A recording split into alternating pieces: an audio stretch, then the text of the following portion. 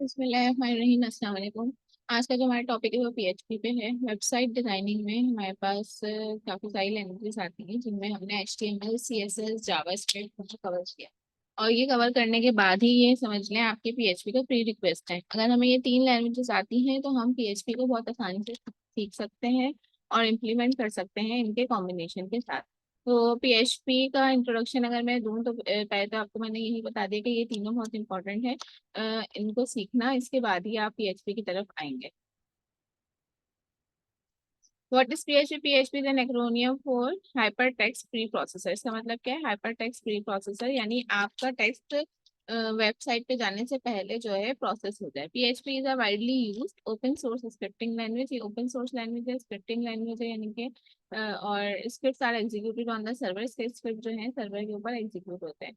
It is free to download and use. अच्छा, इसको install कैसे करना है, ये आपके पीसी के ऊपर रन कैसे होगा, तो उसका पूरा मेथड यहाँ पे दिया हुआ है पीएचपी इंस्टॉल के नाम से, जिसके अंदर आपको बता दिया गया है कि क्या क्या चीजें जरूरी है।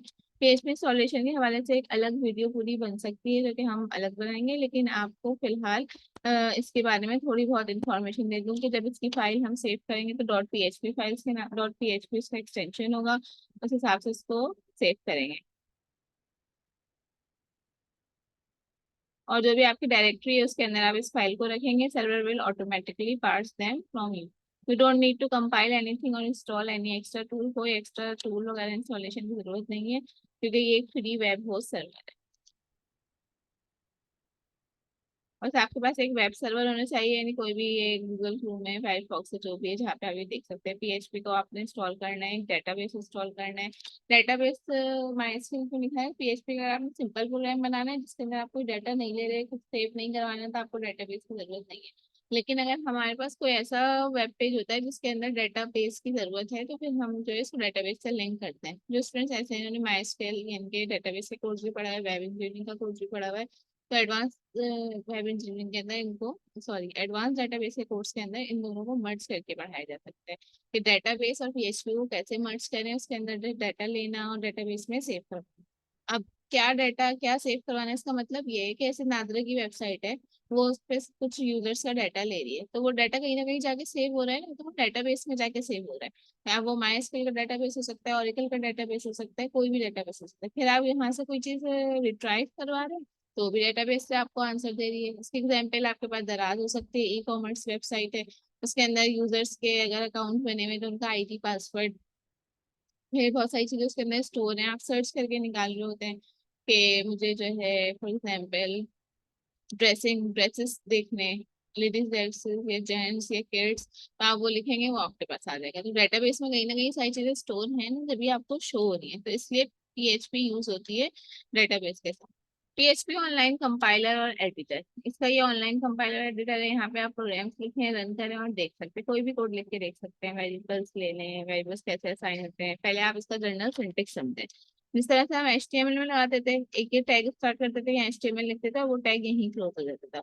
लेकिन पीएचपी में किस तरह से ये टैग ओपन होगा, एक क्वेश्चन मार्क आएगा, पीएचपी लिखेंगे, उसके बाद आपने जितनी कोडिंग करनी है वो इसके अंदर करेंगे। ये डॉलर टीएक्सटी से क्या मतलब है कि आप यहाँ पे एक वेरिएबल इनिशियलाइज करवा रहे हैं। मैंने बताया था कि अगर जावास्क्रिप्ट में वेरिएबल इनिशियलाइज करवाते हैं तो वेरिएबल के नाम से पहले लिखते हैं VAR, और अगर इसमें करवाते हैं तो इससे पहले लिखते हैं डॉलर।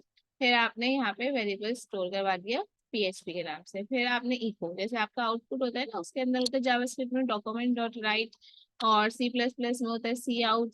इसी तरह से इसके अंदर होता है इको। इको लिखा और जो भी आपको प्रिंट करवाना है इन्वर्टेड कॉमा से वो लिख देंगे। आपने लिखा आई लव, और यहाँ पे इन्वर्टेड कॉमा से यहाँ बंद करें, यहाँ बंद करें, और डॉलर टेक्स्ट लिखते हैं। डॉलर टेक्स्ट का मतलब कि वेरिएबल के साथ जो चीज थी वो यहाँ पे प्रिंट होकर आ जाएगी।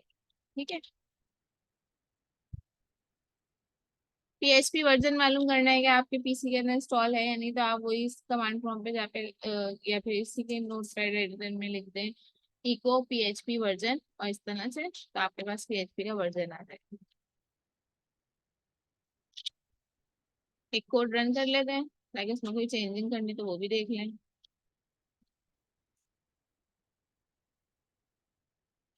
देख लेते हैं हमारा जो ये वेरिएबल है, पहले तो आपने यही रन कर दिया, ठीक है, ये केस सेंसिटिव है ये नहीं।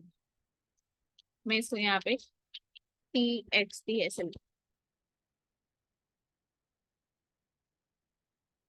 तो ये केस सेंसिटिव था, इसलिए यहाँ पे टेक्स्ट प्रिंट होकर नहीं आया। ये अब आगे हमने ये देखना है कि इसमें इसके कमेंट्स किस तरह से करते हैं, जावास्क्रिप्ट में कमेंट कैसे होते हैं, इसमें किस तरह से, तो पहले हम कमेंट्स पर।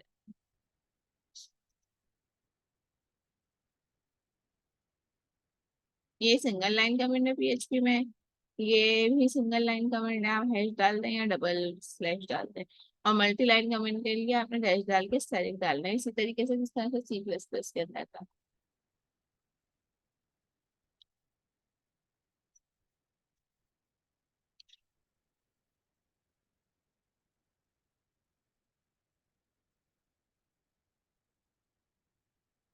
पीएचपी जो है ना वो क्लोज होती है एचटीएमएल, मतलब आप इन दोनों को मर्ज भी कर सकते हैं। पहला जो कोड हमने रन किया वो सिर्फ पीएचपी थी, यहाँ पे हम एचटीएमएल के साथ इसको रन कर रहे हैं। हमने यहाँ जो फर्स्ट हेडिंग डाली है वो किसके साथ डाली है, एचटीएमएल में डाली है। और फिर आपको जो प्रिंट करवाना था वो आपने पीएचपी के थ्रू प्रिंट किया है। तो इस तरह से आगे पहले एचटीएमएल का टैग रन हुआ, उसके बाद पीएचपी का टैग रन हुआ।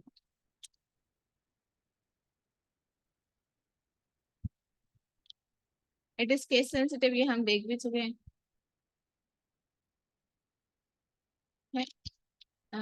वेरिएबल जो है वो इसके केस सेंसिटिव है। वेरिएबल के अलावा जो इस तरह की चीजें ना, इफ एल्स स्टेटमेंट है, इको स्टेटमेंट है, व्हाइल स्टेटमेंट है, ये क्लासेस या फंक्शंस के नाम है, वो सब ये कह रहे हैं यूजर डिफाइंड जो फंक्शंस है वो सब केस सेंसिटिव नहीं है। इको लिख के हेलो वर्ड और ये लिखा है उन्होंने, इको इस तरह से भी लिख लिया, इस तरह से, इस तरह से, किसी भी तरह से लिखा और वो सब रन हो गया। लेकिन जो इसके वेरिएबल्स के नाम है वो उन्होंने कहा केस सेंसिटिव है। अच्छा, हम ये बी आर का टैग हटा देते हैं, फिर देखते हैं क्या।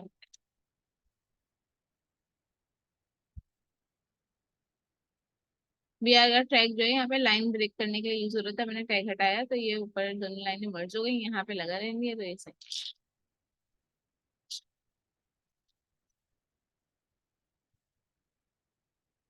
अच्छा, अब यहाँ पे इन्होंने किस तरह से चेक करवाया है कि ये वेरिएबल्स जो है वो केस सेंसिटिव होते हैं। डिफरेंट स्टाइल में इन्होंने लिखा, लेकिन जब इन्होंने रन किया तो सिर्फ पहली वाली लाइन रन हुई, क्योंकि इस ये स्मॉल लेटर्स में है इसका, ये इस तरह से।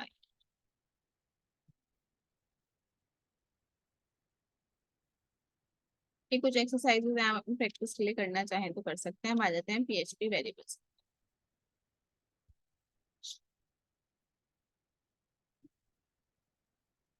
वेरिएबल्स इस तरह से डिक्लेयर होंगे। जब आप कोई टेक्स्ट वैल्यू असाइन कर रहे हैं तो आपने कोटेशंस देंगे, ठीक है, और जब आप कोई न्यूमेरिक वैल्यू असाइन कर रहे हैं तो कोटेशन नहीं देंगे।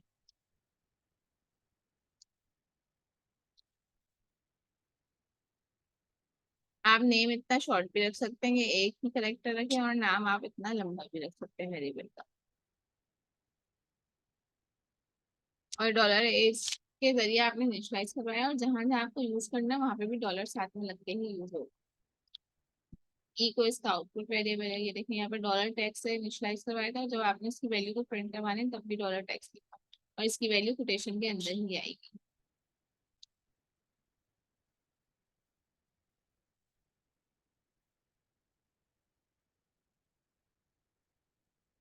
ये आपने दो वैल्यूज को ऐड करवाना है, दो वेरिएबल इनिशियलाइज करवा दिए, इनको इस तरह से लिख के ऐड करवा दिया। आप इस तरह से भी कर सकते हैं, एक और वेरिएबल ले लें डॉलर जेड के नाम से, ठीक है, और फिर dollar z is equals to something, ये करते हैं, यहाँ पे लिख देते हैं।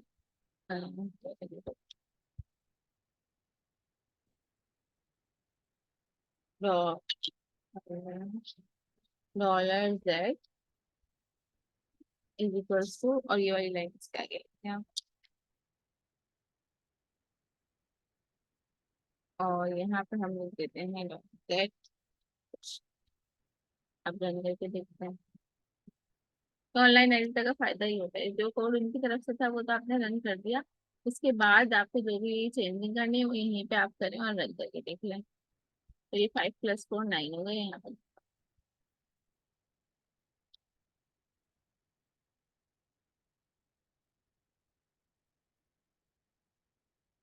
अच्छा, इसको लूजली टाइप लैंग्वेज कहा जाता है कि बाकी लैंग्वेज में तो हमें डाटा टाइप बतानी पड़ती है कि इंटीजर है या फ्लोट है या फिर कह लें कि करेक्टर है, स्ट्रिंग है, लेकिन इसके अंदर हमें डाटा टाइप बतानी नहीं पड़ती, सिर्फ हम वेरिएबल का नाम लिखते हैं, उसके आगे वैल्यू असाइन कर देते हैं, इसको खुद पता चल जाता है, ये खुद देख लेता है कि ये कौन सी वैल्यू।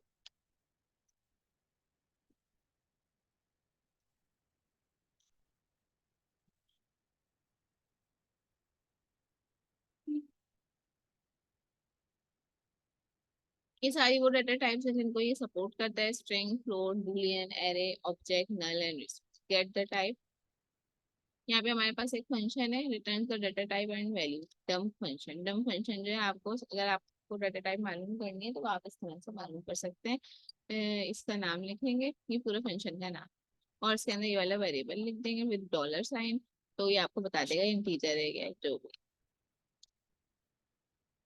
अच्छा, आपने अलग से वेरिएबल्स के अंदर जो है वो असाइन नहीं किया हुआ, तो आप बस फंक्शन कॉल करें, उसके अंदर अपना डाटा लिख दें, तो भी आपको बूलियन की टाइप पता चल जाएगी। ये एरे होता है जब उसके अंदर बहुत सारी वैल्यूज स्टोर हो जाए, comma separated. Multiple values assign करनी है, all three variables get the value true, तीनों के तीनों वेरिएबल्स को एक ही वैल्यू देनी है, तो आप इस तरह से।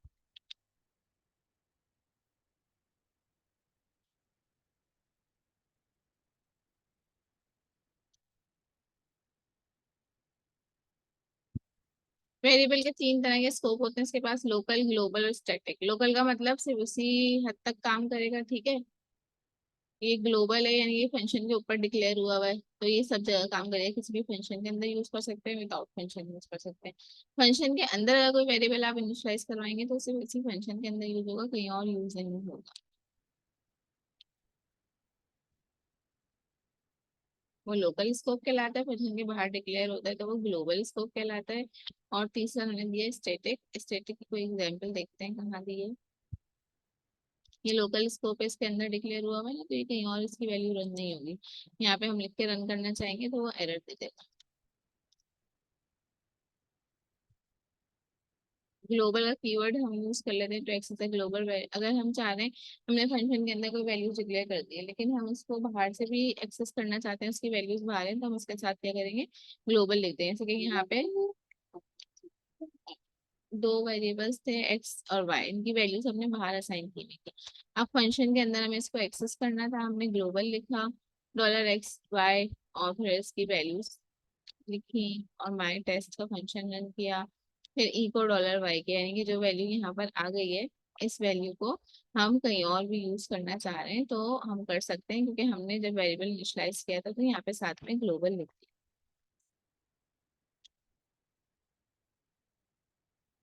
और जितनी भी ग्लोबल वैल्यूज होती हैं वो एक एरे के अंदर स्टोर कर रहा होता है। यहाँ पे देख लें, एक और फंक्शन है माई टेस्ट के नाम से, इसके अंदर ग्लोबल वाई के अंदर हम x+y का डाटा स्टोर कर रहे हैं, ठीक है, और फिर उसको बाहर से एक्सेस कर रहे हैं। स्टैटिक कीवर्ड का मुझे बताना था कि ये क्या होता है। जब कोई भी फंक्शन एग्जीक्यूट हो चुका होता है तो उसके तमाम वेरिएबल्स डिलीट हो जाते हैं। Sometimes we want a local variable not to be deleted, लेकिन कभी कभार हमें उस वेरिएबल का डाटा दोबारा यूज करना है, तो हम क्या चाहेंगे कि वो डाटा डिलीट ना हो और उसको फर्दर फंक्शनैलिटी के लिए यूज किया जा सके, तो हम ऐसे वेरिएबल के साथ स्टैटिक का कीवर्ड लगाते हैं। मैंने लिखा static $x is equal to 0 echo $x, तो $x की वैल्यू 0 है, यहाँ पे $x की वैल्यू 0 प्रिंट होगा। उसके बाद हमने कहा एक्स प्लस प्लस, तो एक्स प्लस प्लस जब भी होगा ना उसके पास पिछले वाले एक्स की वैल्यू स्टोर होगी, तो यहाँ पे इसके अंदर एक का इजाफा होगा, इसकी वैल्यू हो गई 1। तो पहली दफा इसने 0 शो किया, उसके बाद दोबारा हम फंक्शन कॉल करने, फिर 1 फिर 2 इस तरह से करेंगे। यहाँ आगे 0 1 2 लिखा हुआ है। फर्स्ट टाइम कॉल करने पे 0 आया, उसके बाद फंक्शन के पास से वैल्यू डिलीट हो जाती, तो फिर 0 दे देता, फिर 0 दे देता, तो इसलिए हमने क्या किया, इसके साथ स्टैटिक का कीवर्ड लगा दिया। बाकी प्रोग्राम्स में ऐसा नहीं होता, सिर्फ पीएचपी की बात हो रही है कि इसके अंदर जो डाटा आएगा वो फौरन से रिमूव हो जाएगा, तो इसलिए हमें स्टैटिक लगाना पड़ रहा है इसके डाटा को समझ लें कि सेव करने के लिए। फिर काफी सारी चीजें इसमें, स्ट्रिंग्स हैं, नंबर्स हैं, और कॉन्स्टेंट्स हैं, इफ एंड एल्स ऑपरेटर्स हैं। डिफरेंट वीडियोस में हमको सब चीज़ों को कवर करेंगे। अभी हम देख लेते हैं कोई कॉनकैटिनेट वगैरह का मेथड, नंबर्स में आ जाते हैं कहीं हम हो गए।